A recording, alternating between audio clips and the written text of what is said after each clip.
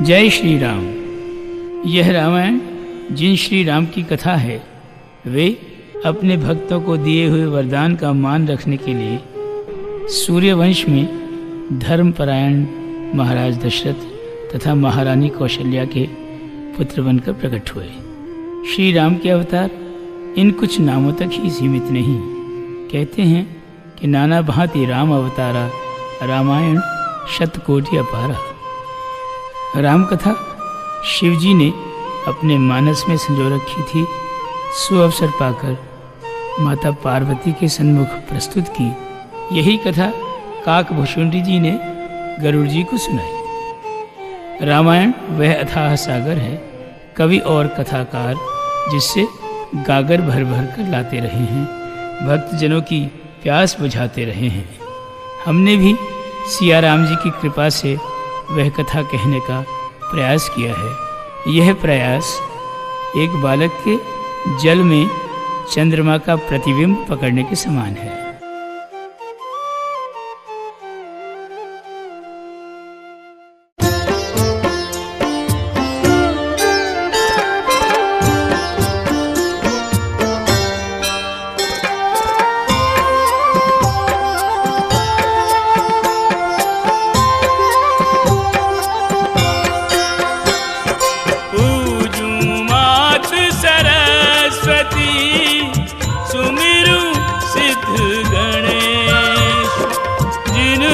सुमिरन मात्र से जड़ता रहे न शेष, जड़ता रहे न शेष।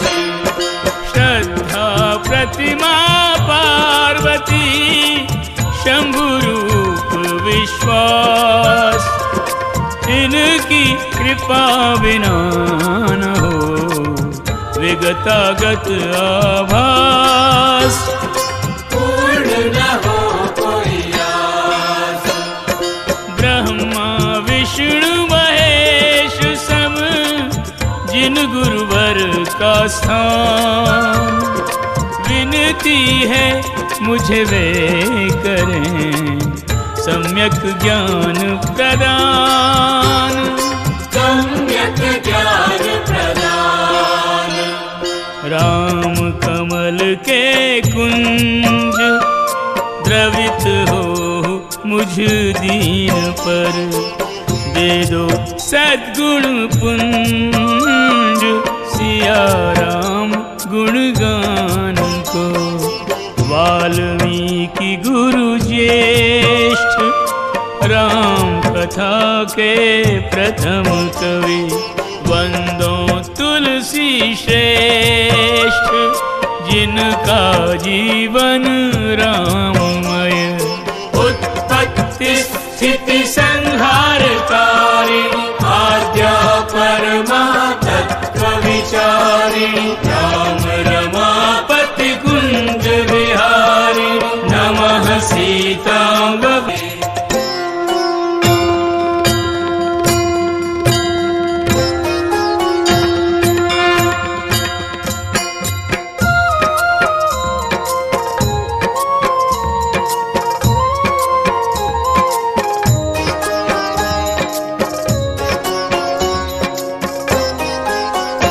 ये रामायण श्री राम की अमर कहानी है। भवतारिणी दुख हारिणी जग कल्याणी है। जो वाल्मीकि ने प्रथम लिखी, तुलसी जी ने अति सहज कही, वही कथा हमें दोहरानी है। ये रामायण श्री राम की अमर कहानी है। ये रामायण श्री राम की अमर कहानी है।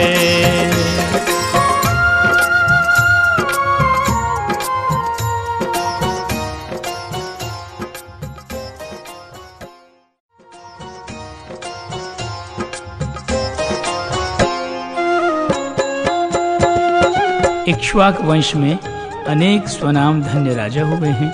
हम कथा का शुभारंभ महाराज दशरथ से करने जा रहे हैं। दशरथ जी दिग्विजयी चक्रवर्ती सम्राट, जिनका साम्राज्य विराट, वैभव विराट, उनकी कीर्ति कौमुदी से जगत जगमगा रहा था, परंतु राजभवन में घोर अंधकार छा रहा था।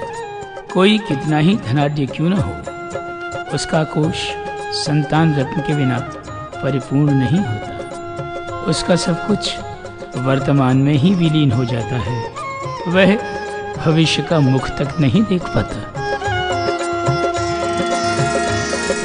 राजा दशरथ आयु के चौथे पन में, कुलदीप न होने की पीड़ा लिए मन में। चिंतित थे अवध पर शासन कौन करेगा, क्या उनके आगे रघुकुल नहीं बढ़ेगा। दशरथ जी ने गुरु वशिष्ठ को बुलाया, उन पर अपनी चिंता प्रकट की और वंश की वृद्धि का उपाय पूछा। गुरु वशिष्ठ ने मार्ग सुझाया, श्रृंगी ऋषि का पता बताया। राजा ने जोगी को मनाया, सुत कामेष्ट यज्ञ करवाया। देह विश्य राजा को जोगी बोले, आशा पूरन होगी। वह हविष्य रानियों ने पाया, पुत्र जने और वंश बढ़ाया। कामेष्टि यज्ञ का फल पाकर, राजा रानियों के मुखड़ों पर सज्जित मुस्कान सुहानी है। ये रामायण श्री राम की अमर कहानी है। ये रामायण श्री राम की अमर कहानी है। किसी भी तीर्थंकर, युग पुरुष, महापुरुष अथवा दिव्य अवतार के आगमन के पूर्व स्थितियां स्वयं सुखद हो जाती हैं। प्रकृति पृथ्वी को सर्वांग संवारने लगती है। ऐसी ही आनंदमयी स्थिति में है आज अयोध्या। उद्यान 6 ऋतुओं के फल से परिपूर्ण है। सरिताएं अमृत सलीला हो गई हैं। अयोध्या मानो साकेत का पर्याय बन गई है। परिवेश सुमधुर, वातावरण ईश्वर के आगमन के अनुरूप हो गया है। मानव सुलभ ईर्षा, द्वेष, कष्ट, क्लेश, वैमनस्य, हिंसा, इन सब के तो कहीं चिन्ह तक दिखाई नहीं देते।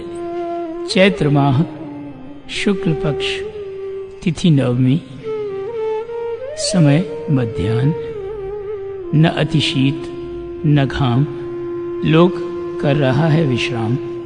धराधाम को धन्य करने जन्म ग्रहण करने वाले हैं श्री राम।